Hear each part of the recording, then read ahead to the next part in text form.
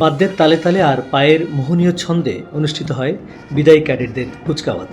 বিমান বাহিনী প্রধান air chief marshal Hasan Mahmud Khan অনুষ্ঠানে প্রধান অতিথি হিসেবে উপস্থিত থেকে মনোজ্ঞ কুচকাওয়াজ পরিদর্শন ও প্যারেডের অভিবাদন গ্রহণ করেন।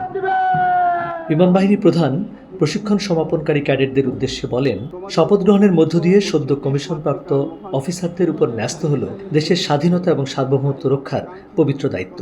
একটি পেশাদার, শৃঙ্খলাবদ্ধ ও সর্বাধুনিক সমরাস্ত্র সজ্জিত বাহিনী হিসাবে গড়ে তুলতে অফিসারদেরকে ভূমিকা রাখার আহ্বান জানান তিনি।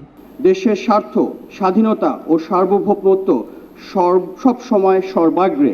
সামরিক বাহিনীতে সৌহার্দ্য, সম্প্রীতি ও ভ্রাতৃত্ববোধের প্রগাঢ় মিশ্রণে সবাইকে একসঙ্গে নিয়ে সফল হতে হবে। যে কোনো চ্যালেঞ্জ মোকাবেলায় প্রস্তুত থাকার আহ্বান জানিয়ে বিমান বাহিনী প্রধান বলেন, দেশপ্রেমকে সর্বোচ্চ গুরুত্ব দিতে হবে।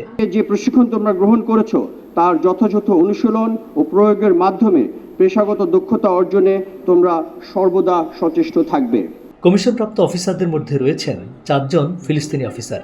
যুদ্ধবিধ্বস্ত দেশটি পুনর্গঠনে আত্মনিয়োগ করবেন বলে জানান তারা।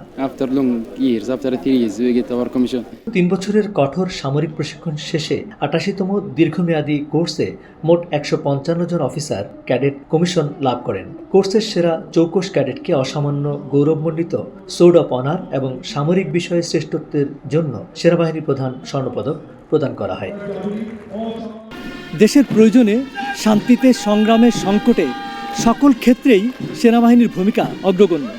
শুধু দেশে নয়, দেশের বাইরে জাতিসংঘ শান্তিরক্ষী বাহিনীতেও সেনাবাহিনীর শৌর্য আর বীর্যের কথা বিশ্বব্যাপী সমাদৃত। সেই সেনাবাহিনীতে আজকে যেই ক্যাডেটরা নতুন করে যুক্ত হলেন অফিসার হিসাবে, তারা শপথ নিয়েছেন দেশমাতৃকার প্রয়োজনে নিজের জীবনের সর্বোচ্চ ত্যাগ স্বীকার করবেন। গোলাম মাওলা মুরাদ, বৈশাখী সংবাদ, চট্টগ্রাম।